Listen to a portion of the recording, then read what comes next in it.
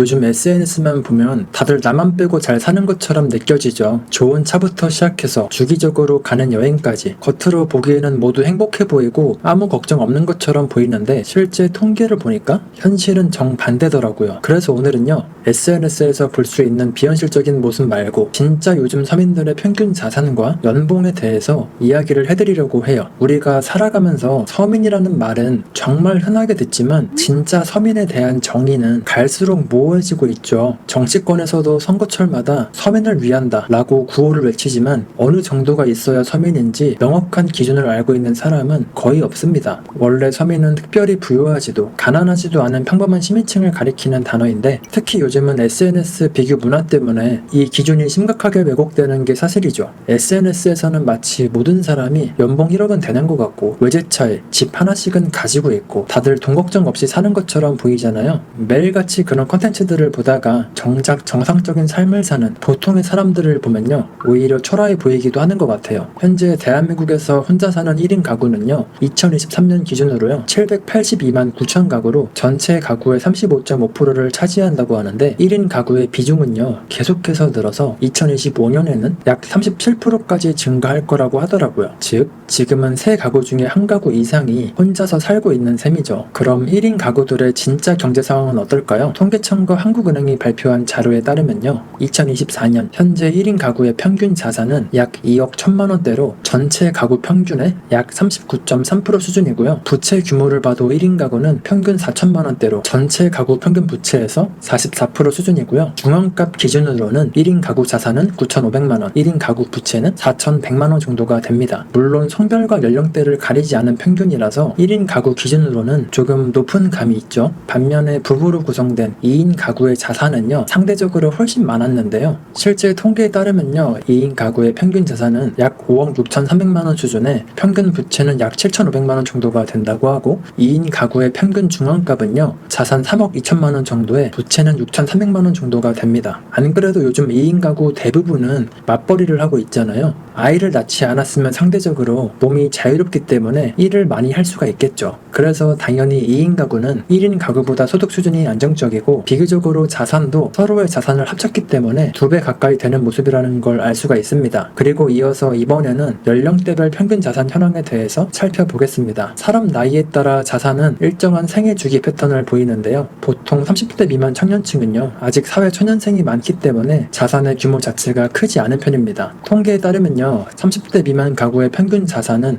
약 1억 5천만 원 수준이라고 하는데 그나마 이것도 부모님한테 지원을 받았거나 결혼으로 자산을 합친 경우를 포함한 수치라서 평균의 함정에 빠질 수가 있는 수치예요. 그리고 이어서 30대 가구의 평균 자산은요 약 3억 6천만 원 정도가 된다고 해요. 특히 30대에는 결혼을 하거나 집을 사면서 신용대출이나 주택담보대출 같은 걸 일으키기 때문에 부채 비중도 같이 증가하는 나이대죠. 그래서 부채를 살펴보면요 20대에 비해서 급격하게 2배 가까이 부채가 늘어나서 평균 부채만 1억 가까이가 되는 걸 알 수가 있습니다. 근데 만약에 결혼을 하게 되면요 보통은 자산을 합치고 소득도 2배로 늘어나기 때문에 다들 결혼을 하면 돈을 못 모은다고 생각하지만 오히려 아기를 낳기 전까지는 결혼하는 게 돈 모으기 훨씬 좋다고 하더라고요. 그리고 이어서 40대 평균 자산을 보면요 약 5억 8천만 원 정도가 된다는 걸 알 수가 있는데요. 확실히 이때는 20대 30대에 비해서 소득이 정점을 찍는 시기라서 자산도 30대에 비해서 거의 2배 가까이 불어난 걸 알 수가 있습니다. 40대 가구의 부채도 1억 3천만 원 정도라 순자산은 약 4억 5천만 원 정도가 되는 건데 솔직히 40대에 순자산으로 4억 5천을 가지고 있는 가구가 몇 프로나 될지는 모르겠습니다. 이게 바로 아까 제가 말씀드렸던 평균의 함정이라는 건데 요즘 주위를 둘러보고 뉴스 기사들만 봐도요 확실히 잘 먹고 잘 사는 사람들보다는 곡소리가 나는 사람들이 훨씬 많잖아요. 그래서 평균 자산이 아니라 중위 자산을 보면요 이것보다 훨씬 적다는 걸 알 수가 있어요. 40대 자산의 중앙값은요 3억 9천만 원 정도가 되고요 순자산 중앙값은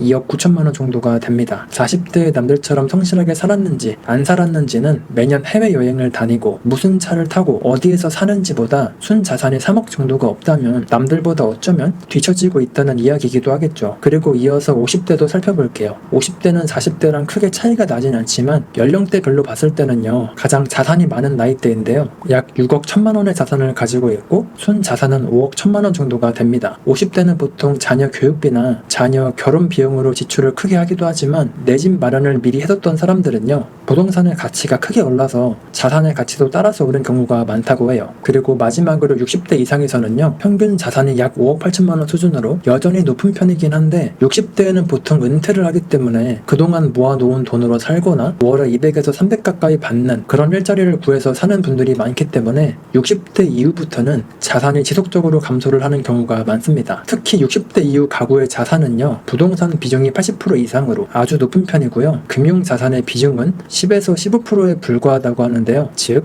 이 말은 뭐예요? 집 한 채는 있지만 현금 흐름은 부족한 아주 취약한 자산 구조를 가지고 있다는 거죠. 그래서 대부분은 은퇴를 하고 집을 팔거나 전세나 월세를 주는 경우가 많다고 해요. 물론 지금까지 말씀드린 연령별 자산 상태는요, 2인 가구 이상을 포함한 평균이기 때문에 혼자 살고 있는 1인 가구의 경우에는 훨씬 낮은 게 당연하겠죠. 그리고 자산 말고도 평균 소득에 대해서도 이야기를 드리자면 보통 직장인들의 평균 연봉이 4천만 원에서 5천만 원이라고 하는데 실제 중위소득은 이것보다 훨씬 낮다고 해요. 예를 들면 40대 직장인의 평균 세전 연봉은 약 5,900만 원 정도지만 중위 연봉을 봤을 때는요, 약 5천만 원 정도가 된다고 합니다. 거의 1,000만 원 가까이가 차이 나는 거죠. 그래서 평균 연봉과 중위 연봉들에 대해서 제가 이야기를 드려볼게요. 2024년 임금 직업 포털 사이트에 따르면요, 20대 중위 연봉은 3천만 원 초반대라고 합니다. 그리고 30대 평균 연봉은 4천만 원 후반대, 중위 연봉은 4천만 원 초중반대라고 보면 될 것 같아요. 그리고 50대 같은 경우에는요, 평균 연봉은 5천만 원 후반대,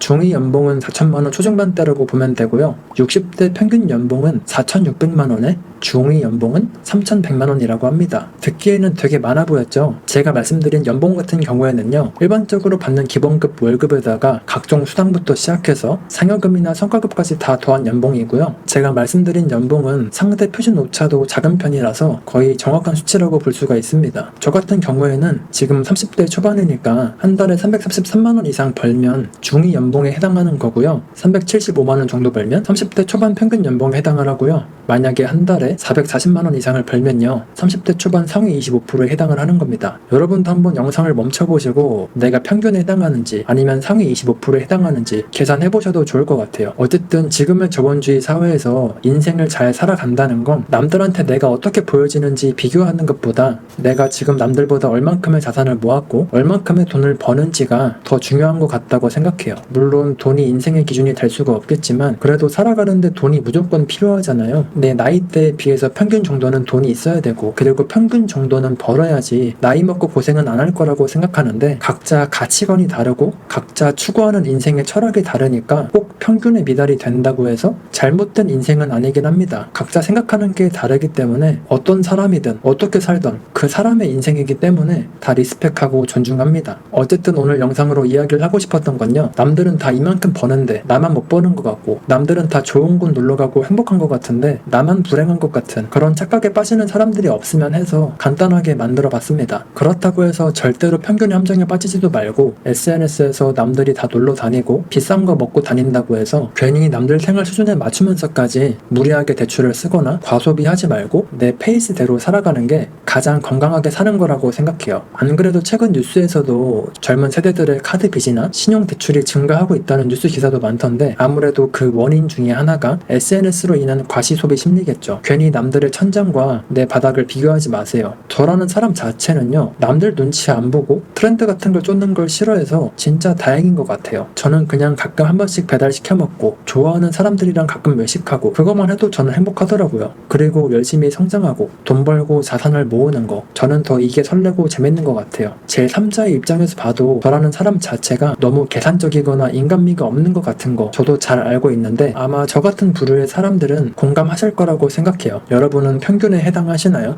가끔 이렇게 한 번씩 사람들의 평균 자산이나 평균 연봉에 대해서 보는 것도 지금 내가 잘 가고 있는지, 내가 지금 잘 성장하고 있는지 다시 한번 체크해볼 수가 있어서 좋은 것 같습니다. 오늘 준비한 영상은 여기까지고요. 앞으로도 도움이 되는 영상으로 찾아뵙도록 하겠습니다. 영상이 도움이 되셨다면 구독과 좋아요, 댓글까지 부탁을 드리고요. 시청해주셔서 감사합니다. 좋은 하루 보내세요.